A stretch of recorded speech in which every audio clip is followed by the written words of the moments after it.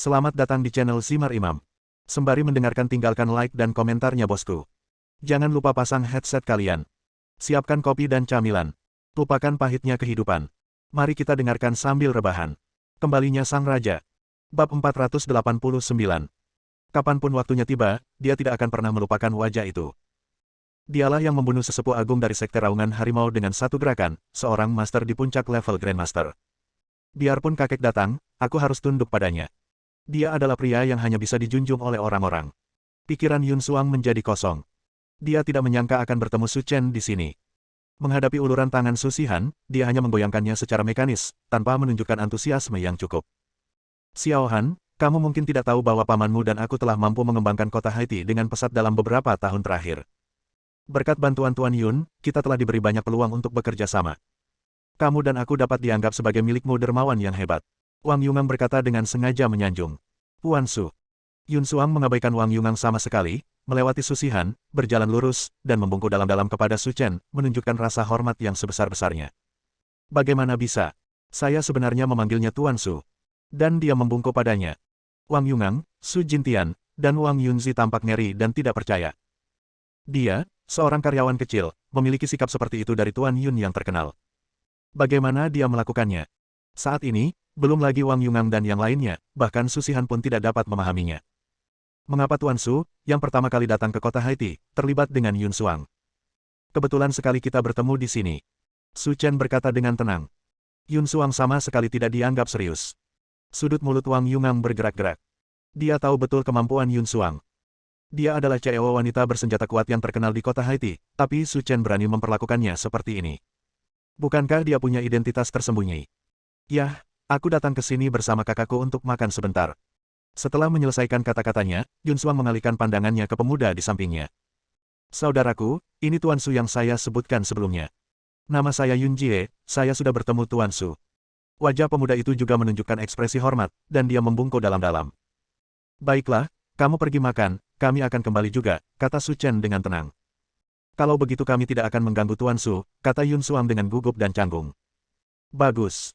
Di bungalow keluarga Su, Su Chen sedang duduk di sofa, dan mata keluarga Su terfokus padanya. Tuan Su, apa yang terjadi barusan sangat menyinggung perasaan, jadi Anda tidak boleh tersinggung.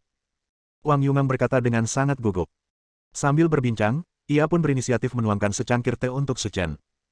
Sekarang, dia dapat memastikan bahwa meskipun Su Chen hanyalah karyawan kecil di permukaan. Namun diam-diam, pasti ada identitas lain yang tidak diketahui. Jika tidak, tidak mungkin membuat karakter Yun Suang tertunduk. Sekarang, bahkan orang-orang seperti Yun Suang telah menundukkan kepala, jadi kamu pikir kamu ini siapa? Tidak masalah. Mereka yang duduk di sini semuanya adalah anggota keluarga Su Shihan, dan Su Chen tidak ingin memperburuk keadaan. Dan niat awal mereka baik, jadi tidak perlu berdebat dengan mereka tentang hal semacam ini. Itu bagus, itu bagus.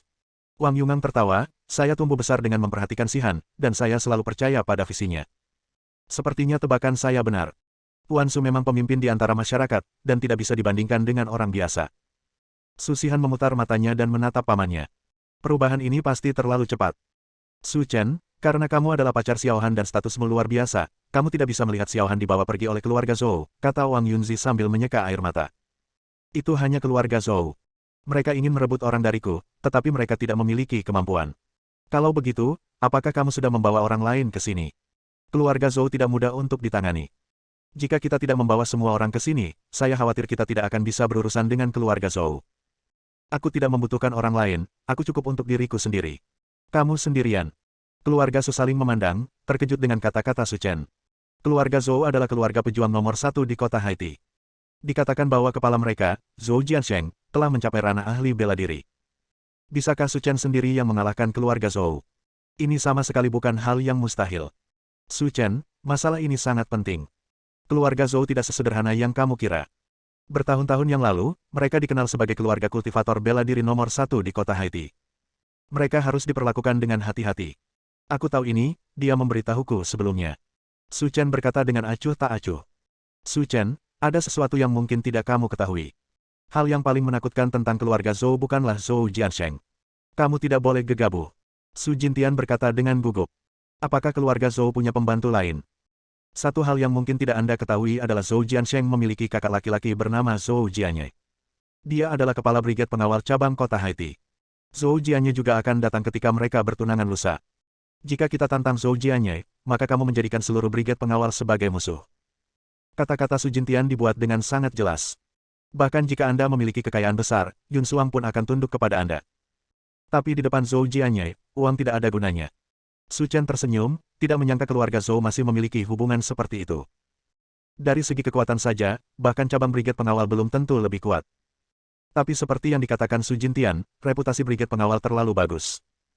Selama Anda adalah seorang seniman bela diri, tidak peduli seberapa kuatnya Anda tidak akan berarti apa-apa di depan brigade pengawal. Biarkan mereka takut.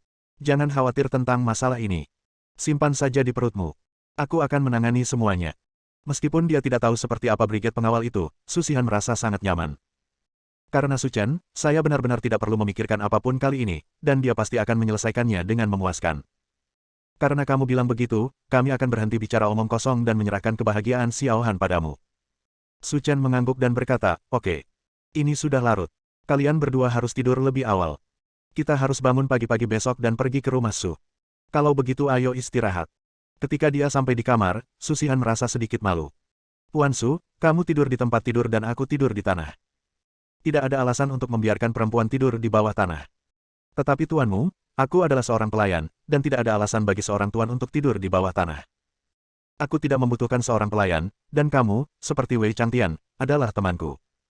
Kamu tidak perlu terlalu pendiam di sekitarku. Itu membuatku tampak seperti seorang diktator. Tuan Su sama sekali bukan seorang diktator, tapi menurut saya kita harus mematuhi beberapa aturan. Su Chen terdiam beberapa saat, tidak banyak aturan di sekitarku, jadi bersiaplah untuk tidur. Bab 490. Keesokan paginya, sinar matahari di luar menyinari. Su Shihan samar-samar mengetahui bahwa Su Chen telah bangun. Setelah mandi sebentar, dia pergi ke rumah Su. Rumah keluarga Su terletak di pinggiran kota Haiti. Meskipun keluarga Su tidak dianggap sebagai keluarga kultivator bela diri yang sangat besar, seluruh istana mencakup area yang sangat luas, menunjukkan kemegahan sebuah keluarga besar. Ketika keempat anggota keluarga Su tiba, aula sudah penuh dengan orang. Orang yang duduk di tempat pertama adalah seorang pria parubaya, kira-kira seusia dengan Su Jintian. Saat perkenalan Su Shihan, Su Chen mengetahui bahwa pria di depannya adalah kakak laki-laki tertua Su Jintian. Dia juga pamannya, kepala keluarga Su, Su Jinhui. Di sebelah kirinya, ada seorang wanita muda berusia awal 20-an, tinggi dan langsing, mengenakan sepatu hak tinggi hitam, duduk di sana dengan menawan. Orang ini adalah putri Su Jinhui dan saudara perempuan Su Shihan, Su Yameng.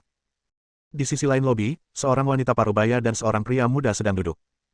Mereka adalah saudara ipar Su Shihan, Su Pingping, dan sepupunya, Yue Hanze. Mereka bilang menantu perempuan jelek harus bertemu mertuanya cepat atau lambat. Kamu benar-benar sanggup menanggungnya. Kamu baru kembali sehari sebelum pertunangan. Sungguh mengesankan. Kata Su Yameng sambil tersenyum.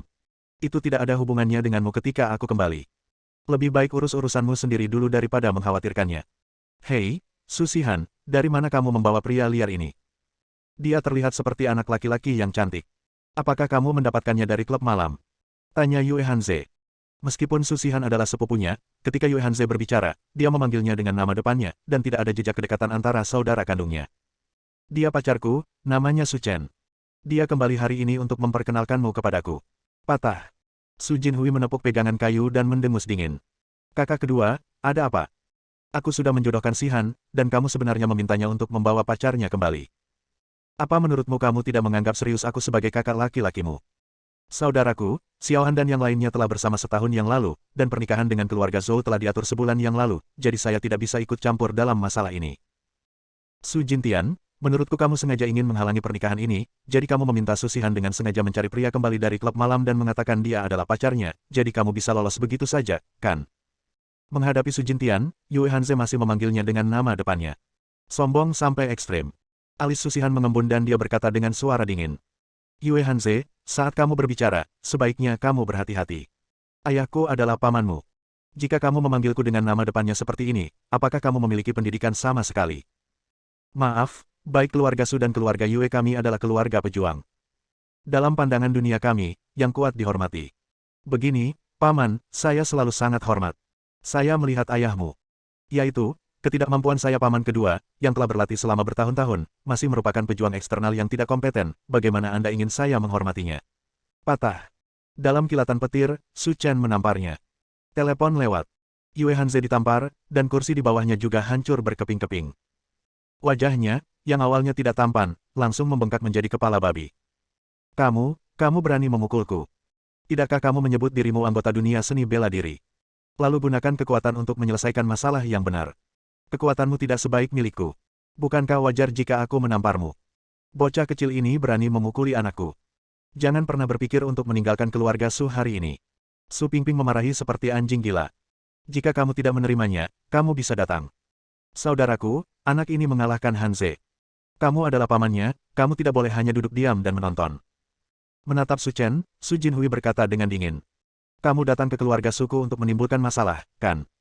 Saya tidak bermaksud menimbulkan masalah, saya hanya ingin memberinya pelajaran. Kamu bajingan, di keluarga suku, kamu benar-benar berani berbicara omong kosong, maka aku, Su Jinhui, akan memberimu beberapa petunjuk hari ini, agar kamu tahu apa itu langit dan bumi. Senang menemanimu. Ayah, besok adalah hari besar pertunangan. Jika kamu melakukannya hari ini, kamu akan kehilangan banyak kesenangan. Kata Su Yameng, yang duduk di sebelahnya. Kesenangan. Sebenarnya aku sangat mengaguminya. Dia sebenarnya berani mencuri orang dari keluarga Zhou. Dan kita tidak perlu mengambil tindakan dalam masalah ini. Kita serahkan saja pada keluarga Zhou sampai besok. Sedangkan untuk Zhou metode keluarga, ayah, kamu harusnya lebih tahu dariku, cukup untuk membuatnya tidak bisa bertahan atau mati, dan menyesal datang ke dunia ini. Kata Su Yameng dengan mata menyipit. Apa yang kamu katakan adalah solusinya. Lalu aku akan membuatnya tetap hidup dan membiarkan keluarga Zhou menanganinya besok. Mata Susihan menyapu semua orang satu persatu. Saya di sini hari ini untuk memberitahu Anda bahwa saya tidak setuju dengan pernikahan keluarga Zhou, dan saya tidak ingin hal itu menimbulkan keributan di kota. Bagaimanapun, saya masih anggota keluarga Su, tapi jangan melangkah terlalu jauh, kalau tidak kamulah yang akan menderita pada akhirnya. Sepupu, kamu sudah berada di luar sana selama beberapa tahun, dan kamu benar-benar menjadi lebih mampu. Kamu berani mengancam ayahku. Su Yameng meletakkan tangannya di dadanya dan berkata, kamu seharusnya sudah banyak mendengar tentang keluarga Zhou. Mereka adalah keluarga pejuang nomor satu di Haiti. Aku benar-benar ingin tahu gangguan seperti apa yang bisa ditimbulkan hanya oleh anak laki-laki cantik yang kamu bawa kembali. Tidak ada gunanya mengatakan lebih banyak. Saya sudah mengatakan apa yang perlu dikatakan. Adapun apa yang harus dilakukan, terserah Anda. Yah, kamu Susihan, semakin tua kamu, semakin kamu tidak patuh, dan kamu bahkan tidak mendengarkan kata-kataku. Su Jinhui berkata, kamu baik sekali hingga menjadi hati dan paru-paru keledai. Aku benar-benar tidak tahan dengan kebaikanmu. Hal baik seperti itu harus diserahkan kepada sepupuku Yameng. Dia sudah ingin menikah dengan keluarga kaya sejak dia masih kecil. Sekarang dia akhirnya memiliki kesempatan, dan pihak lain adalah masa depan keluarga Zhou. Ahli waris sepenuhnya mematuhi persyaratannya. Omong kosong apa yang kamu bicarakan? Su Jinhui berkata dengan keras. Bagaimanapun, dia adalah putri sulung keluarga Su. Berbicara tentang adikmu seperti ini, apakah kamu punya pendidikan sama sekali? Di dunia sekuler kota Haiti, keluarga Zhou tidak diragukan lagi adalah keluarga besar. Namun alasan mengapa mereka menikah dengan keluarga kecil seperti keluarga Su. Itu karena Zhou Yunpeng, putra tertua dari keluarga Zhou, kakinya dipotong saat berkompetisi dengan orang lain di tahun-tahun awalnya, dan menjadi orang cacat yang hanya bisa duduk di kursi roda. Itu sebabnya saya ingin menikah dengan keluarga Su. Meskipun Su Jinhui benar-benar ingin naik ke puncak keluarga Zhou, bagaimana mungkin dia bisa menikahkan putrinya yang berharga dengan orang yang tidak berguna? Namun demi perkembangan keluarga, dia memikirkan Susihan yang sedang berjuang di luar. Dengan cara ini, keluarga Su akan mendapat pendukung yang kuat. Bab 491. Saya tidak berbicara omong kosong, saya hanya mengatakan yang sebenarnya. Telah berada di luar selama bertahun-tahun, Susihan juga seorang master yang mengambil tindakan sendiri dan menolak menyerah ketika berbicara, yang membuat Su Jinhui tidak tahu bagaimana harus menanggapinya. Karena keluarga Zhou memiliki dua orang putra, yang tertua bernama Zhou Yunpeng, dan yang kedua bernama Zhou Yunxiang. Sebaliknya, Zhou Yunxiang, putra kedua dari keluarga Zhou, memiliki bakat yang mudah dibentuk dan akan mewarisi posisi kepala keluarga di masa depan. Sejak awal, Su Jinhui berniat menikahkan putrinya dengan Zhou Yunxiang. Namun di luar dugaan, dia ditolak mentah-mentah. Saat ini, satu-satunya cara untuk menjalin hubungan dengan keluarga Zhou adalah Susihan. Tentu saja, Su Jinhui tidak akan melepaskannya begitu saja. Biar ku beritahu, mengenai pernikahanmu dengan keluarga Zhou, meskipun kamu ingin menolak, itu tidak ada gunanya. Tidak ada gunanya berbicara omong kosong dengan mereka. Ayo kembali, kata Su Chen dengan suara rendah. Bagus. Menghadapi keluarga seperti itu, Susihan tidak ingin mengatakan apapun lagi, jadi dia pergi bersama Su Chen. Bersiaplah untuk menyelesaikan masalah ini bersama-sama besok ketika semua orang sudah ada di sini. Keluar dari rumah Susihan merasa santai. Dengan Su Chen di sisi Anda tidak perlu khawatir tentang masalah seperti ini. Perasaan ini membuatnya merasakan relaksasi dan kenyamanan yang sudah lama tidak dilihatnya. Puan Su, terima kasih telah banyak membantu saya. Terlihat bahwa suasana hati Su Shihan sedang baik. Setelah mengenalnya begitu lama, ini adalah pertama kalinya Su Chen melihat senyuman cerah dan santai di wajahnya. Dia biasanya memiliki wajah datar dan terlihat seperti CEO wanita yang serius. Jangan dimasukkan ke dalam hati. Jika kamu menemui sesuatu yang tidak bisa kamu tangani di kemudian hari, katakan saja padaku secara langsung. Su Chen tampak kejam di permukaan, tetapi dia sangat protektif terhadap bawahan dan teman-temannya di sekitarnya. Oleh karena itu, Su Chen bersedia memberikan bantuan untuk kesulitan Su Shihan, apapun imbalannya. Puan Su, semua yang saya miliki sekarang diberikan oleh Anda. Awalnya, saya ingin mempersembahkan tubuh saya kepada Anda, tetapi Anda tidak menyukainya. Jadi, bolehkah saya membelikan Anda minuman hari ini, hanya sebagai perayaan? Su Shihan berkedip seperti gadis kecil dan berkata, meski pernikahan dengan keluarga Zhou belum terselesaikan sepenuhnya. Namun di mata Su Shihan, tidak ada ketegangan dalam masalah ini. Dia percaya bahwa tidak ada apapun di dunia ini yang tidak dapat ditangani oleh Su Chen. Oke, itu sudah ada di wilayahmu, kamu hanya perlu membuat pengaturannya, kata Su Chen sambil tersenyum. Sore harinya, Su Chen dan Su Shihan pergi bersama. Tapi melihat gaun Su Shihan, Su Chen hanya bisa sedikit mengernyit. Rok pendek berbalut pantat strapless hitam, dan itu adalah jenis rok yang hanya menutupi bokongnya. Kakinya yang ramping ditutupi dengan stocking hitam dan sepatu hak tinggi bertatahkan berlian hitam. Rambutnya juga ditata dan dikeriting menjadi gelombang yang sedikit dewasa dan menawan. Pakaian ini membuatnya tampak seperti orang yang berbeda, dari CEO wanita yang dewasa dan mantap hingga gadis nakal yang sembrono dan menawan. Kamu baru saja pergi ke bar, kenapa kamu berpakaian seperti ini? Ini adalah perlengkapan standar untuk klub malam. Saya harus beristirahat dan bersantai hari ini. Su Shihan berkata sambil tersenyum. Dan saya masih berkencan dengan Tuan Su hari ini. Saya harus berdandan bagus, kalau tidak saya tidak akan mempermalukan Tuan Su. Setelah mengatakan itu, Su Shihan mengedipkan mata sambil bercanda. Mereka hanya bisa melihat dari kejauhan, tapi tidak bisa merasakan manisnya. Su Chen tersenyum dan tidak berkata apa-apa. Dia tahu bahwa Su Shihan sudah terlalu lama mengalami depresi. Di usianya yang masih muda, ia mencurahkan seluruh tenaganya untuk perusahaan. Di sisinya, ada banyak hal sepele yang menunggu untuk dia tangani, dan dia biasanya bahkan tidak memiliki ruang pribadi. Sekarang dia akhirnya bisa beristirahat, dia mungkin juga ingin mendapatkan pelepasan total. Sesampainya di bar, kombinasi Su Chen dan Su Shihan langsung menarik perhatian semua orang. Apalagi Su Shihan yang berpenampilan seksi langsung menjadi incaran semua pria. Wanita seperti itu bisa disebut cantik di dunia dan mampu menggugah hasrat pria manapun. Namun Su Shihan hanya mengangkat alisnya, memandang rendah semua makhluk hidup seperti seorang ratu, dan akhirnya kembali ke Su Chen, memeluk lengannya erat-erat dan duduk di samping. Apakah Anda puas dengan skala Shihan Pharmaceutical saat ini? Keduanya sedang duduk di sudut, dan Su Chen bertanya dengan santai. Ekspresi Su Shihan menegang, dan ekspresinya menjadi panik. Puan Su, apakah ada sesuatu yang belum saya lakukan dengan cukup baik?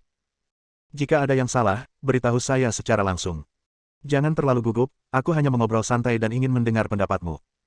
Su Shihan menghela nafas lega dan berkata, meskipun Shihan Pharmaceutical saat ini tidak berskala besar dan tidak termasuk yang terbaik di negara ini, bagaimanapun juga, waktu pengembangan kami terlalu singkat, dan model bisnis kami bukan untuk menghasilkan uang dari orang biasa, sehingga laju perkembangannya sangat lambat. Akan relatif lambat, tetapi saya yakin dalam 2 tahun ke depan, Shihan Pharmaceutical akan menjadi salah satu dari 100 perusahaan teratas di negara ini, dengan nilai pasar lebih dari 50 miliar. Tapi kalaupun mencapai 50 miliar, uang masih sekedar angka. Dengan kecerdasan Su Shihan, dia segera mengenali inti kata-kata Su Chen. Puan Su, apakah ada hal lain yang ingin Anda sampaikan kepada saya? Su Chen tersenyum dan berkata, ketika saya meninggalkan Jiangnan, bukankah saya memberi Anda serangkaian latihan? Bagaimana kabar Anda? Ini. Su Shihan tampak malu. Karena akhir-akhir ini aku terlalu sibuk dan tidak punya waktu untuk berlatih. Bersandar di bagian belakang sofa, Su Chen berkata, suatu hari, ketika kamu mencapai level Dacheng, aku akan berbicara denganmu tentang masalah lain. Su Shihan merasa menyesal.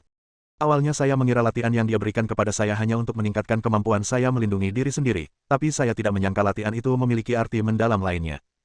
Ide Su Chen sangat sederhana, Su Shihan adalah orang yang sangat cakap. Jika dia ditugaskan ke tentara salib, itu akan menjadi pilihan yang baik. Namun semua ini membutuhkan prasyarat dan mengharuskan dia memiliki kekuatan pribadi yang kuat. Kalau tidak, itu semua hanya omongan belaka. Oke, jangan bicarakan masalah ini lagi. Apakah kamu tidak ingin bermain?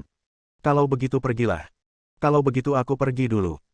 Dia awalnya di sini untuk bersantai, jadi Su Shihan tidak sopan dan berjalan ke lantai dansa, siap melampiaskan semua tekanan dari pekerjaan dan buang air. Saat ini, sebuah Mercedes-Benz G hitam diparkir di luar bar. Orang yang duduk di kursi pengemudi adalah sepupu Su Shihan, Yue Hanze. Pada saat ini, duduk di sebelahnya, ada seorang pria muda berseragam kamuflase dengan janggut tipis dan rambut acak-acakan, memegang yuksi yang kusut di mulutnya, dan berkata, "Orang yang kamu minta aku ajar ada di dalam." Benar, pria itu bernama Su Chen. Ada wanita cantik di sampingnya. "Jika kamu ingin bermain, kamu bisa bermain malam ini." Yue Hanze berkata sambil tersenyum. Bab 492.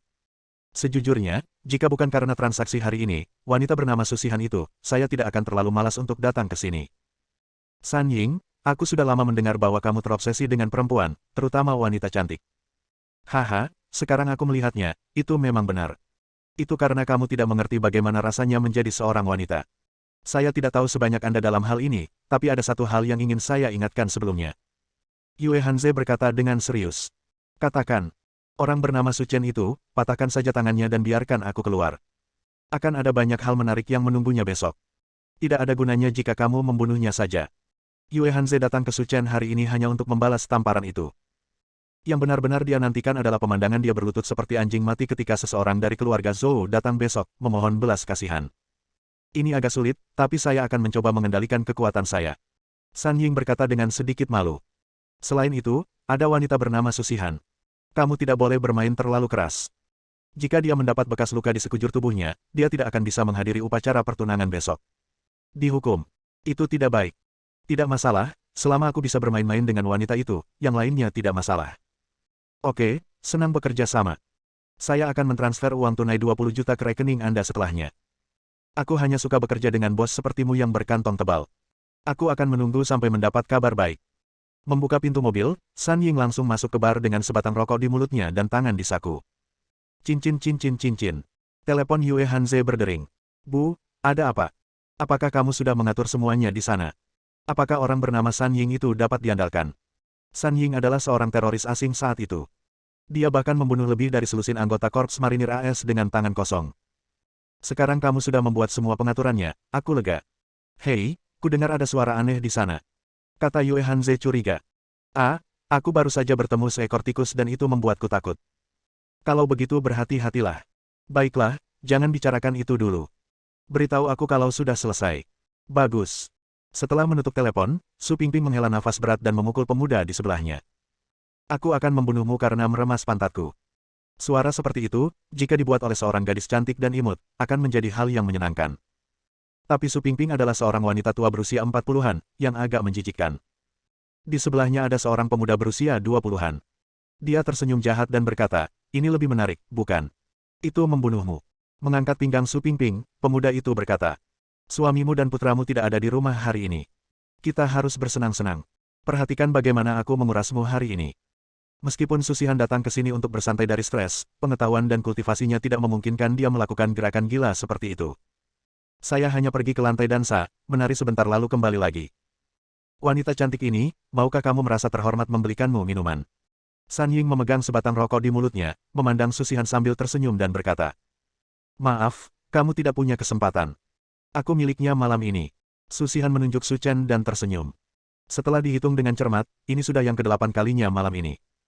Melihat Su Chen, San Ying mengangkat bahu. Jika aku pergi dan membunuhnya, maka kamu bisa ikut denganku malam ini. Susihan mengerutkan kening dan mendengar dinginnya kata-kata San Ying. Indera keenam seorang wanita memberitahunya bahwa pria di depannya berbeda dari orang yang suka mengobrol. Pada saat ini, suara-suara di bar tiba-tiba menjadi lebih pelan, dan semua orang mengalihkan perhatian mereka ke Su Chen dan Susihan. Akhirnya seseorang tidak dapat menahannya lagi dan ingin mengambil tindakan terhadap bocah cantik itu. Sekarang dia bisa menonton pertunjukan yang bagus. Dia cukup berani untuk membawa wanita cantik bersamanya. Tanpa sadar, Susihan mundur selangkah dan menatap San Ying. Apa yang akan kamu lakukan? Aku tidak melakukan apa-apa. Aku hanya ingin membicarakan kehidupan denganmu, tapi pria di sebelahmu agak merusak pemandangan, jadi aku harus menyingkirkannya. Susihan memutar matanya, berpikir untuk menyingkirkan Tuan Su, Anda mungkin sedang bermimpi. Itu sebenarnya dia. Pada saat ini, suara melolong yang sangat ganas datang dari bar, seolah-olah dia melihat hantu. Semua orang mengetahui bahwa pria itu adalah bos di jalan mereka dan pemimpin lokal di area tersebut. Saudara Qiang, ada apa? Kata seorang adik laki-laki di sebelah saudara Qiang. Saya mengenali siapa orang itu, dia adalah Elang Gunung. Siapakah Elang Gunung itu? Semua orang saling memandang, jelas mereka belum pernah mendengar nama ini. San Ying adalah bos dari organisasi pembunuh jahat. Mendesis. Para penonton tersentak dan mata mereka hampir jatuh. Mereka tidak tahu siapa San Ying, tapi mereka pernah mendengar tentang organisasi pembunuh jahat. Bulan lalu, seorang miliarder di kota Haiti secara misterius ditikam hingga tewas di rumahnya. Pelaku sebenarnya di balik layar adalah organisasi pembunuh jahat. Dan pria bercelana kamuflase di depannya ternyata adalah bos dari organisasi pembunuh jahat. Wanita yang disukainya pasti tidak akan membiarkannya kabur. Patah. San Ying menjentikkan puntung rokok ke dalam gelas anggur Suchen. Wah, aku melihat wanitamu, bagaimana kalau memberikannya kepadaku? San Ying berkata sambil bercanda. Aku tertarik dengan hidupmu, pertahankan. Ekspresi Suchen tenang dan tidak rumit. Beraninya dia berbicara dengan elang gunung seperti ini. Saudara Qian yang duduk di samping hampir ketakutan sampai ingin kencing. Legenda mengatakan bahwa dia adalah seorang pria yang mengalahkan tentara Amerika dalam satu pertarungan. Udang seperti mereka ini bahkan tidak cukup untuk muat di antara gigi di depannya. Jika kamu tidak melepaskan wanita yang aku, San Ying, sukai, maka aku khawatir kamu tidak akan mampu menanggungnya. San Ying tersenyum, inilah efek yang dia inginkan. Singkirkan pria ini dan bawa wanita itu pergi. Bisnis seperti ini menyenangkan untuk dilakukan. Kalau begitu datang dan coba. Kota Haiti adalah wilayahku. Jika kamu, orang luar, tidak tahu aturannya, maka aku harus mengajarimu bagaimana berperilaku. Panggilan. Dengan suara perburuan, elang gunung meninju dia. Klik. Suchen meraih tangan San Ying, memutarnya 180 derajat, mengambil garpu buah di sebelahnya, menusuk tangannya, dan memakukannya langsung ke meja. Ah! Tanganku! Jeritan menyakitkan terdengar, dan wajah San Ying menjadi pucat karena kesakitan, dan dia hampir pingsan. Mendesis. Rahang semua orang hampir jatuh ke tanah. Dia benar-benar menaklukkan Mountain Eagle yang terkenal dengan satu gerakan. Bersambung.